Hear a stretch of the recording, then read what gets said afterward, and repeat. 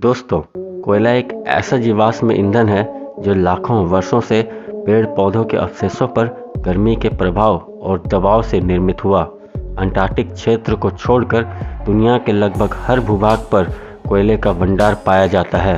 इस आधुनिक युग में इंसानों के लिए ये किसी वरदान से कम नहीं। नमस्ते, अस्सलाम वालेकुम, सत श्री अकाल दोस्तों। मेरा नाम है खालिद शेख और आपका स्वागत है मेरे चैनल फर्स्ट फैक्ट्स में। दुनिया में खदान सेक्टर में काम करने को सबसे ज़्यादा खतरनाक और असुरक्षित माना जाता है।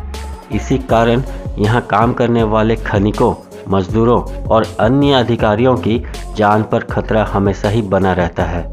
हर साल हजारों खनिकों की खदान में फंसने से या खदान के भीतर किसी अन्य दुर्घटना के चलते मौत हो जाती है।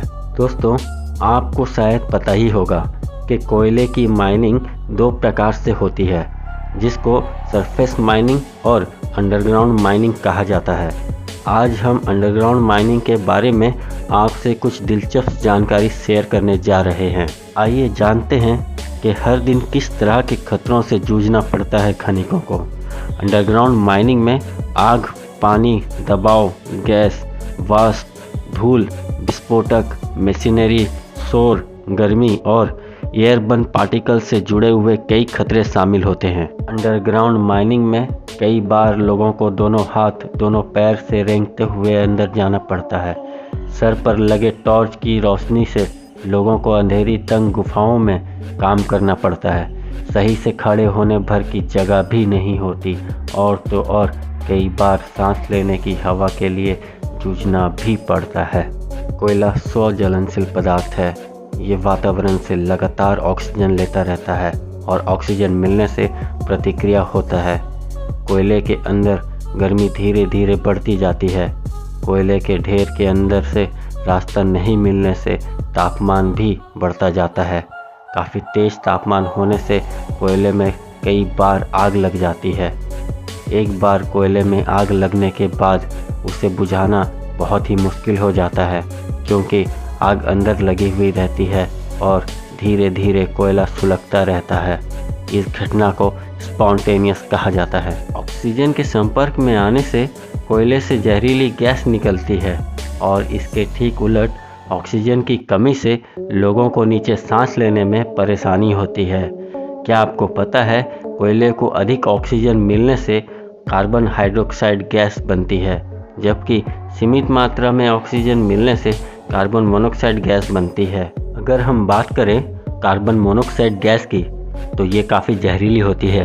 यही वजह है कि ओपन कास्ट खदान ही नहीं बल्कि भूमिगत खदान में भी इस गैस का असर ज़्यादा होता है, जिससे मजदूरों के मारे जाने का भी खतरा होता है। भूमिगत खदान में गैस बाहर नहीं निकल पाती है, जिस वजह से काम कर रहे लोगों पे इसका बहुत बुरा असर होता है और कभी कभी रेस्क्यू टीम के पहुंचने से पहले ही लोगों की दम घुटने से मौत हो जाती है। कई बार विस्फोट और मिट्टी के ढह जाने से मजदूर खदान के अंदर ही दब जाते हैं और हमेशा के लिए वहीं पे दफन हो जाते हैं। तो कई बार अंदर हमेशा के लिए ही फंसे रह जाते हैं। ऐसा किस लिए होता है, क्या आपको पता है? हम बताते हैं। ऐसा इसलिए होता है क्योंकि वहाँ मजबूत सपोर्ट सिस्टम नहीं होता।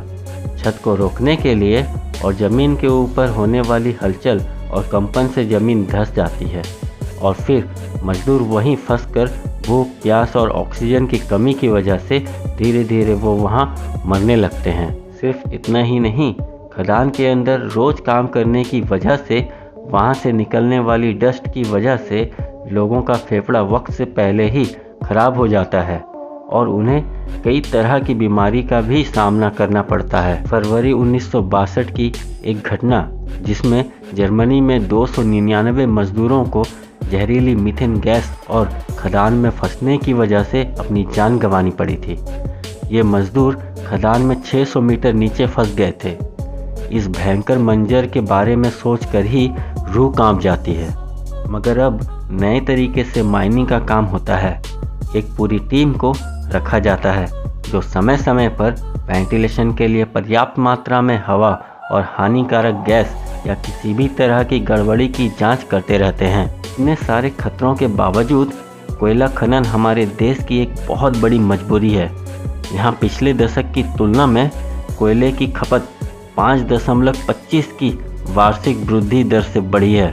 हमारे देश भारत में कोयले में कमी का असर देश में गंभीर बिजली कटौती के रूप में और उन क्षेत्रों पर पड़ेगा जहां इसका उत्पादन होता है। इस कमी के कारण वहां के खनन उद्योग, जिसके कारण वहां के स्थानीय लोगों के रोजगार पर सीधा असर पड़ेगा। दोस्तों, कोयला भंडार के मामले में चीन हमसे एक कदम आगे है और चीन के बाद भारत दुनिया में कोयला का दूसरा सबसे बड़ा उत्पादक है और सबसे बड़ा उपभोक्ताओं में से एक है। भारत में कोयला उत्पादन का एक बड़ा हिस्सा बिजली उत्पादन के खपत में जाता है, इसलिए बिजली क्षेत्र भारत में कच्चे कोयले का सबसे बड़ा उपभोक्ता है। कोयले से जुड़ी इस काली दुनिया की और भी कई रहस्यमयी जानकारी आगे हम आपसे शेयर कर सकते हैं। अगर आपको और जानकारी चाहिए तो कमेंट करें। उम्मीद है आपको हमारी ये वीडियो पसंद आई होगी। अभी के लिए धन्यवाद।